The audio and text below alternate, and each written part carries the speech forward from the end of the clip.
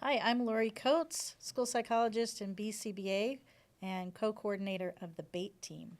And I'm Jocelyn Ruiz, BCBA and co-coordinator of the BATE team as well. And we are back with another episode of BATE Debate. BATE Debate will address simple research-based practices that will work with individual students or groups of students in school settings. The situations and questions we talk about are adapted from what we are seeing and hearing in schools. These are common struggles with students of all abilities. Although they are simple strategies, they will be effective at making your day just a little bit easier. We're excited to share these strategies to make them available to SPED teachers, gen ed teachers, and other staff working in schools. And check us out on social media at behavior_in_progress on Instagram, TikTok, YouTube, and Facebook. All right, Lori. So last time we talked about responding to crisis. Yeah. What are some experiences you've had Recent. recently dealing with this topic? It seems like we hear about this a lot more than I wish we did. And so recently I was working or just discussing with one of our RBTs, and she was getting kind of injured in some of these crises that were happening in the classroom. And we talked a little bit more just about giving space and giving pause and not worrying about everything that's happening in the environment, but worrying about giving that student space and time. Yeah. It seems to be critical. How about yourself? Just last week, actually, I was helping with a student who was eloping. It was within the school building, and it was escape maintained, but also some attention seeking component to it. So I just helped coach the staff on how to respond to that behavior because it really wasn't a very dangerous behavior. Right. Because the student doesn't have a history of eloping outside of the school building. So just coaching them through responding at the appropriate level Right. to that behavior. Well, that sounds great. Even though our elopement was 2 hours long. Oh, 2 But- hours long. It's a long one. Eventually, with consistency, we're hoping that that decreases. Yeah, Yeah. definitely. Well, what's our topic for today?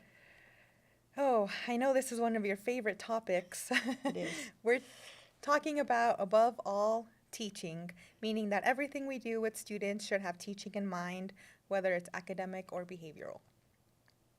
How does teaching apply to behavior analysis? When we look at a student's behavior, we should always be assessing their skills that they have and what skills they need to do the next steps. We're always looking at how to help a student access reinforcement more effectively and independently. If we're not teaching new skills, then we're just managing behavior. And managing behavior does not lead to overall managing behavior does not lead to overall meaningful progress in skills. How do we know what skills to teach? This should be part of your a standard part of your assessment. We not only assess when, where, and under what circumstances a behavior occurs, but also what skills are present and needed in order to create lasting behavior change. This can be done through a task analysis, standardized assessments, curricular assessments, or just simply by observation. What are some skills you have taught when working with students with challenging behaviors? Generally, I've helped to program for general communication skills, such as getting another person's attention, vocabulary skills, and expressing your needs and wants. As a school psychologist, I was often involved in social skills instruction for our students with challenging behaviors. Some of the skills we taught included disagreeing appropriately, requesting help, calming strategy, taking turns, following routines, and asking others to play. If a teacher is looking for some ways to teach some of these skills, what are some resources that they might find? There are several published social skills curricula, such as Skill Streaming, Room 14, and Think Social. In addition, you might be able to find some good ideas on Teachers Pay Teachers, or Amazon might also have several resources that you could access. But we would recommend contacting your building administration or your district offices to see what resources are available specifically in your district. How Yeah. frequently should we be teaching these skills, and how do we help to ensure they are generalized to other settings? This is the $1 million question. How often? It's important that the skills are taught and reviewed frequently. Mm-hmm. The level of frequent depends on the student and their needs. However, the skills should be taught as a regular part of teaching.